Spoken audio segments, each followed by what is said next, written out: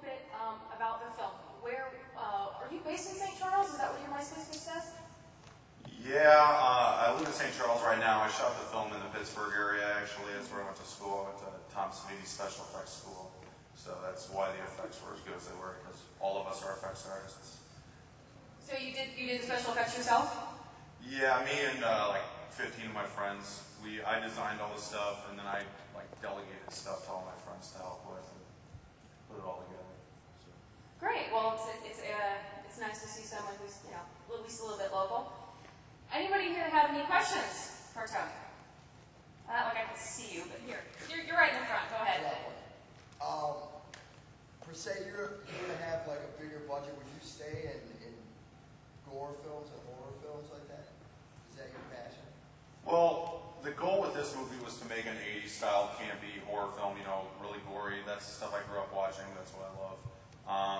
So to get a larger budget would definitely mean making something not as campy as this, but maintain the special effects that I think make this movie separated on a positive level from other movies made for the same amount of money. So yeah, if I had more money, the camera work would be better. I mean, my director of photography quit on me like a week before I was going to start working, so I had to shoot it all myself, which happens a lot, and I don't really know shit about camera work, so it kind of shows a little. But I did what I could with what I had. So with more money, it would be bigger equipment, better equipment, bigger names in the cast. So. Anyone else? Raise your hand high because I can't see you. Go ahead, right in the middle. Tony Walsh, why did you not make a cameo in your own movie? I'm camera shy. When everyone came in the party, you should have ran in with them. No, well, for one, I was holding the camera in all the shots because I was my own DP, and secondly, I make a cameo. My voice is the voice of the radio DJ before the video montage with all the comic book stuff. But I don't like being on camera, so I left it up to everybody else to do it. Anyone else? You have to shout. Yeah, you can't see for shit, so. All right. I can see. What else have I seen that electrician in? Looks familiar. He does look familiar. That is Tom Savini. Fortunately enough, since I attended his school, he was there every once in a while, and I managed to coerce him into playing a small part in the movie.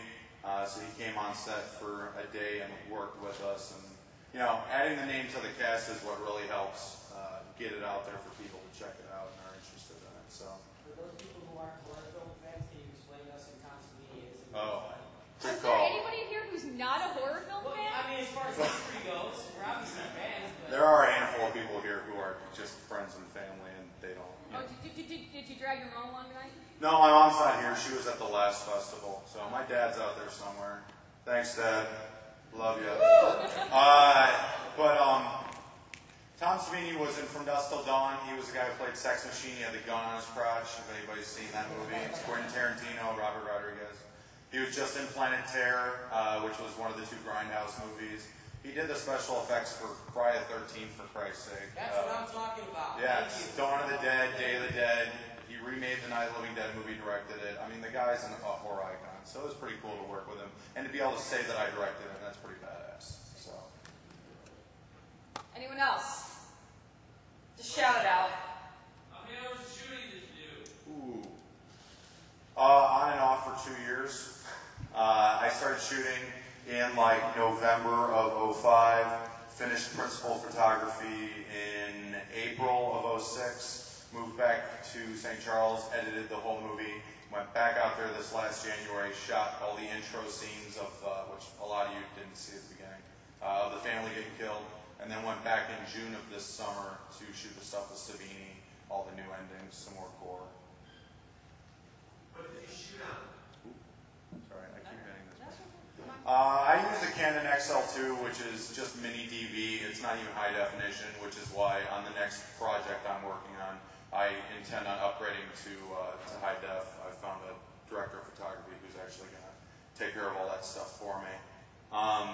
But it's mini DV. I shot at 24 frames a second, so it looks more like film as opposed to a home video camera. And it's a pretty nice camera, but again, I prefer to shoot on high def if I have to go video again. My next project in the works right now is called Sweet Dreams. It's a anthology film like Creepshow, because I don't think they make very many good ones anymore. And it involves 4 short stories that are a vast array of themes from the horror genre. There's a zombie one, there's a psychological thriller, slasher film, and a creature film, all rolled into one movie. So, yeah, we're working on that. It should be shot next summer, is what we're looking at. Are you releasing this movie and how can we get a copy? This movie, good question, thank you. This movie will be on DVD within the next month and a half to 2 months. I wanted to have it out before Halloween, but I don't think it's going to happen. I was editing a few weeks ago, and it was during a rainstorm, and my hard drive crashed. So it set me back about a month. But it will be available on DVD in about a month and a half to 2 months. You can go to my MySpace pages, or we're getting a website up and running. But the MySpace is www.myspace.com/Scotchworthy. And it'll probably be $25 a DVD. And the DVD involves a choose-your-own-adventure option, which is the real hook that we've got. It enables you to watch the movie from start to finish like you did tonight, or halfway through when the main character Sarah arrives at the house. You can stop and choose whether she wants to go around and find another way in or stay at the front porch. And ultimately it leads to 10 different endings that you can choose through. And either you choose an option and you die right away, or you keep going and make it to the end. Is this something that you envisioned when you first shot the film? Yeah, I shot the movie. Originally it was going to be a short film of like 45, 50 minutes long, and then I added all the Choose Your Own Adventures too. And then as we got to shooting and editing, it ended up being a feature-length movie in and of itself. And the Choose Your Own Adventures are just a nice little added bonus for people to check out if they like the movie and want to buy a copy. Did you do the Choose Your Own Adventure because you couldn't decide what ending you wanted? No, I always envisioned the ending the way I had it here. We added all the Creepshow looking stuff where the 5 people get killed by Mr. Burkett in the end. We did that just a few months ago, but I wanted her to run up to the door and get blown up on the door because we built a potato gun and shot all these blood and guts from the potato gun, so it was a lot of fun. And thanks, Dad, for showing me how to make a potato gun.